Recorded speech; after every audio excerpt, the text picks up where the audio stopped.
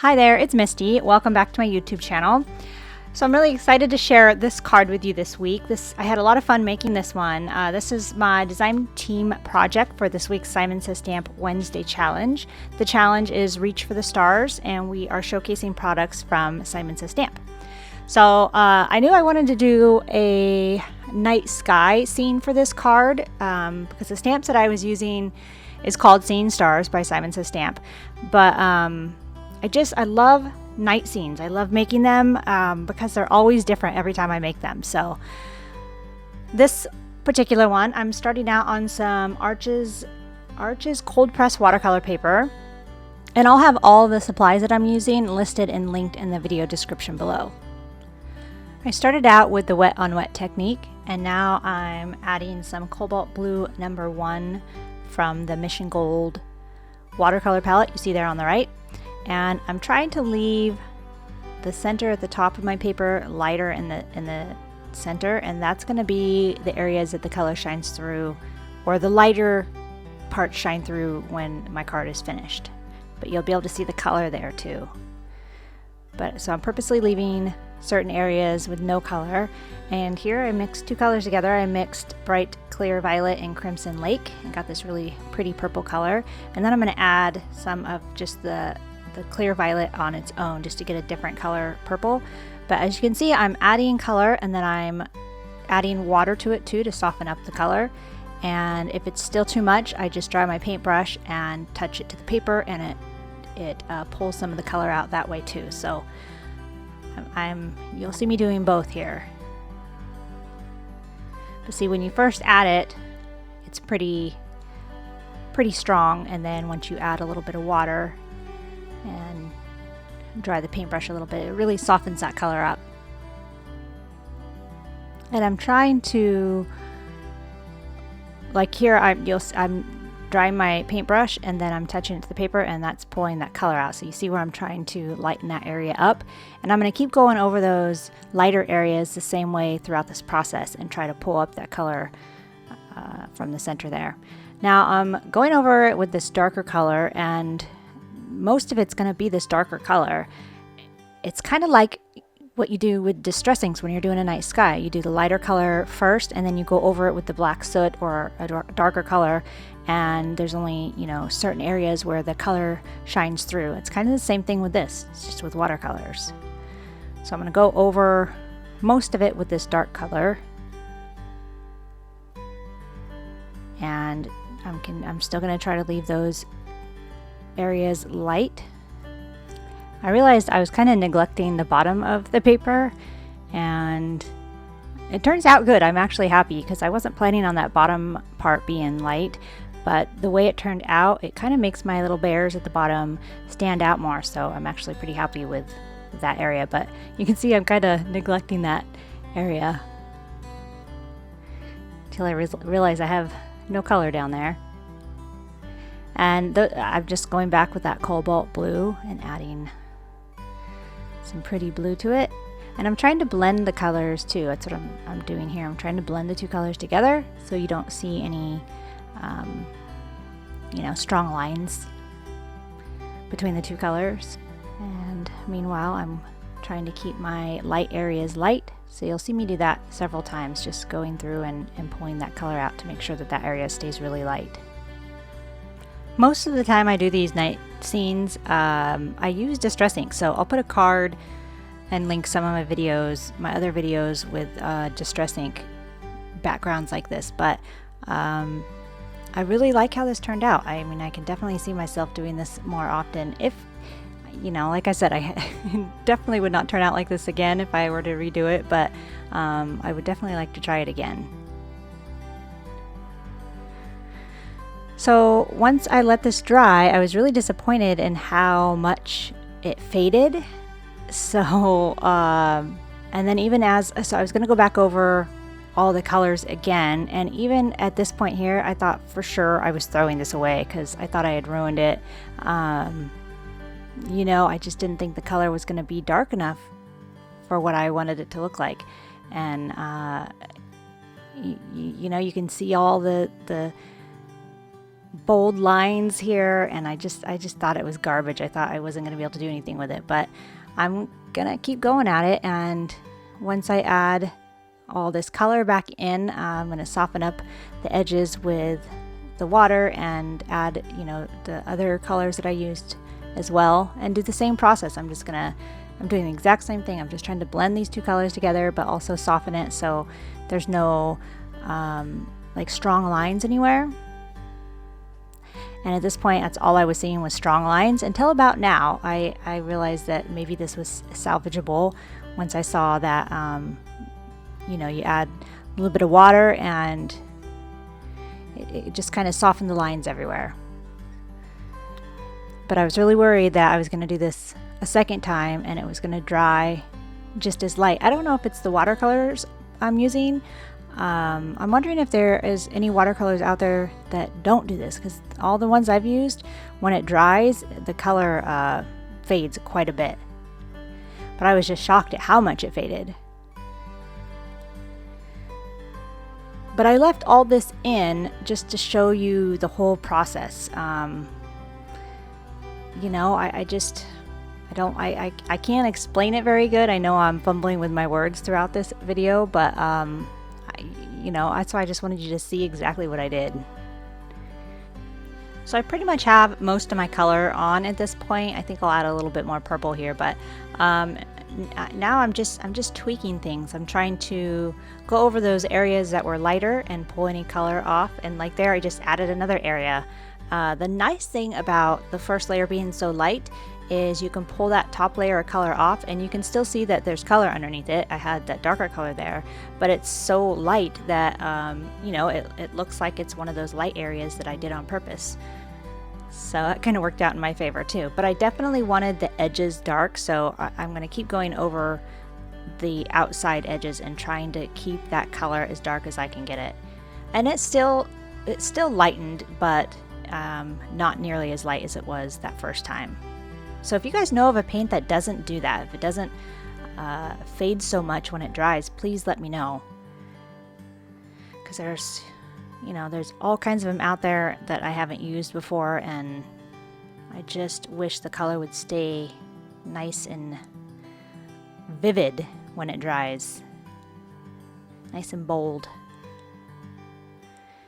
Yeah, so here I'm just adding a little bit of purple, and then I'm going to wash it out quite a bit.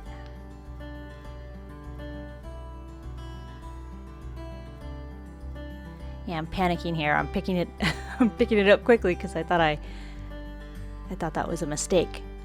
But, you know, I just dried my paintbrush and put it on that area, and it pulled most of that color out. So here it as you can see, it dried and it did fade, but it's still a lot darker than it was that first time. And that's the Seeing Stars stamp set by Simon Says Stamp that I'm using for the sentiment and the stars. And then my little bear image is from Mama Elephant Bear Hugs. And I had originally, I planned on putting my sentiment up here at the top. I was gonna heat emboss it with white embossing powder as well.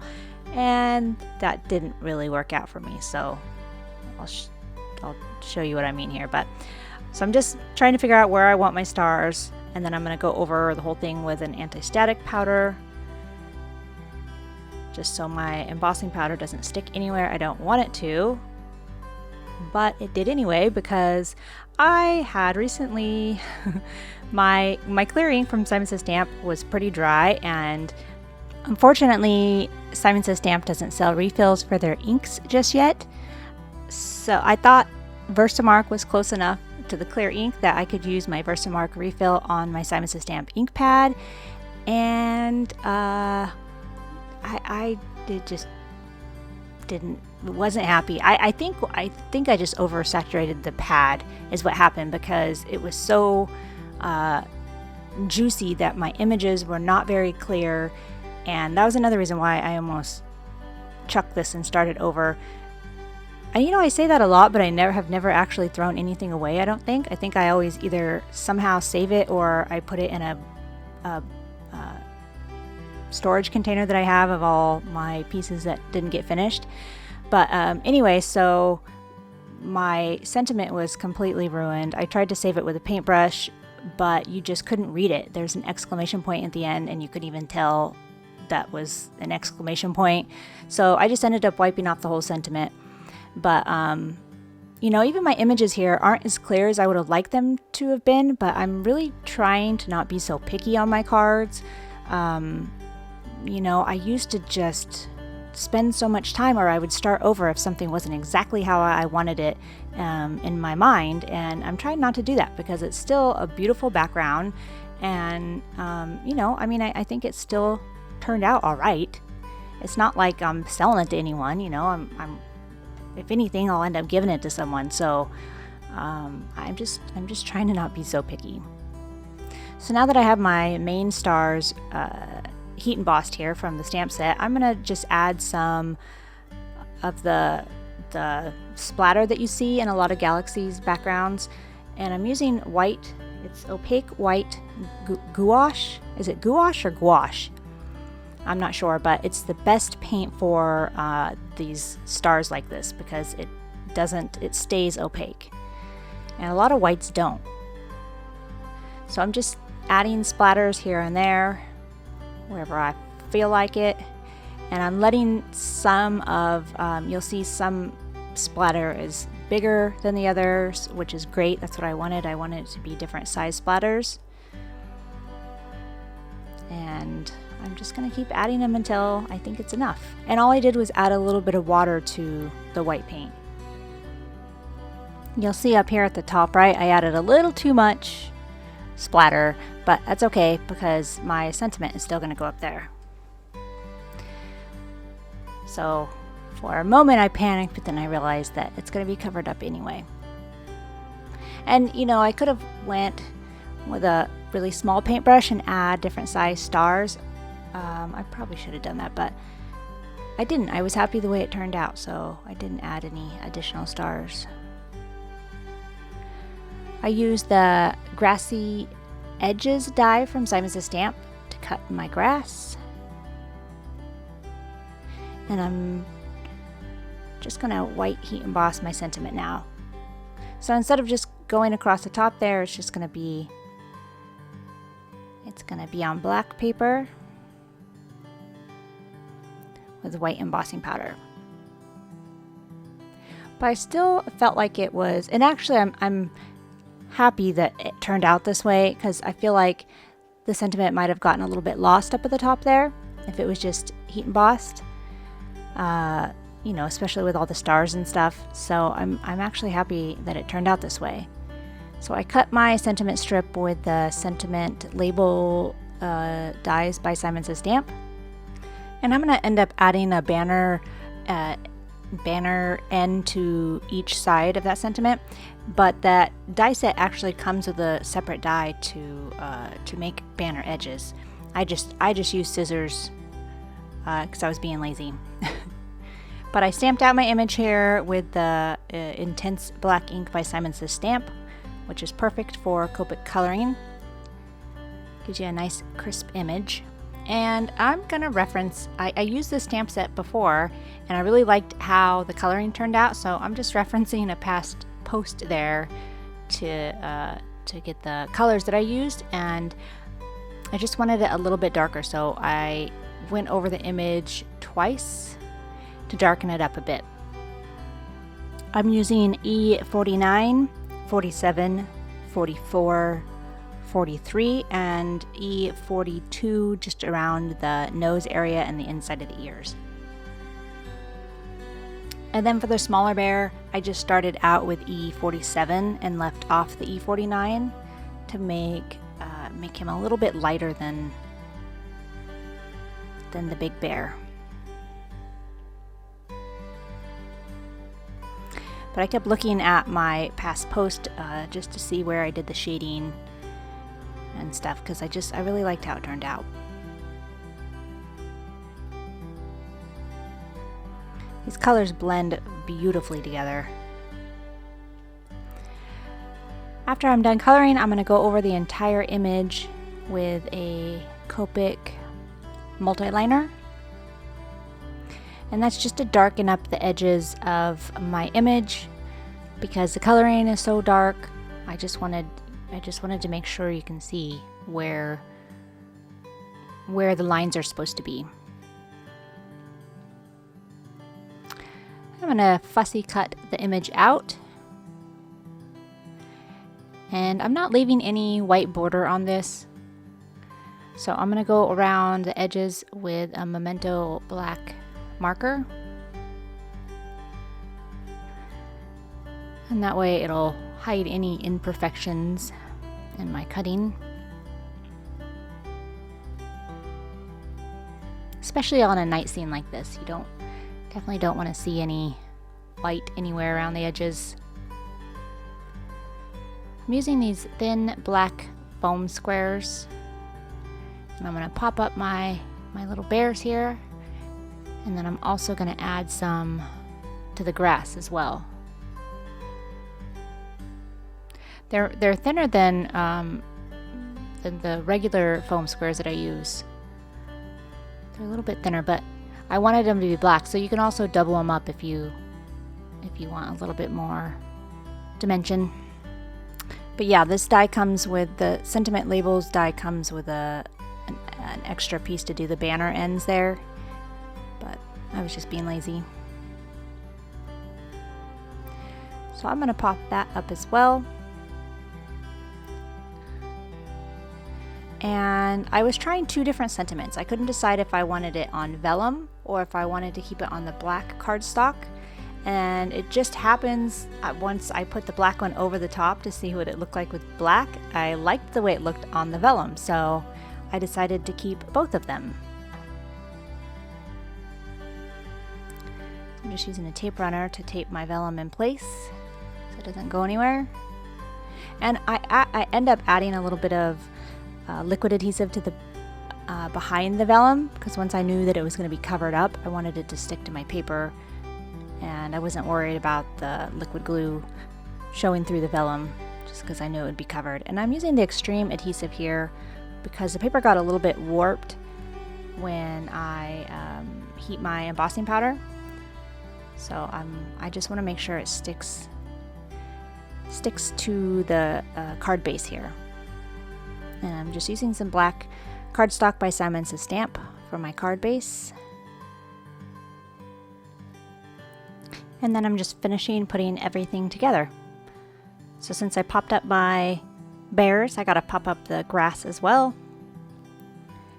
But I only did one layer on the grass. And sometimes, you know, you want your grass to be a little bit higher than your image behind it. But I wasn't worried about that. I think it worked out fine because the foam squares are so thin. But you can always double up the foam squares if you wanted the grass to be a little bit higher. And then I'm just sticking my sentiment right over the vellum. And that's it. That's my card for this week. So thank you so much for watching. I hope you enjoyed this card that I made for this week's Simon Says Stamp Wednesday challenge. All of the supplies I used will be listed and linked in the video description below. And as always, if you'd like more information on this card and the challenge, please head over to my blog, which is also in the description below. But I hope you'll join us for this challenge this week. Simon Says Stamp gives away a gift voucher, a $25 gift voucher to one randomly selected winner just for participating. And you can enter 5 times. You can make 5 different cards and enter 5 times for 5 chances to win a gift voucher to the Simon Says Stamp store. So again, thanks for watching. I'll see you next week. Bye.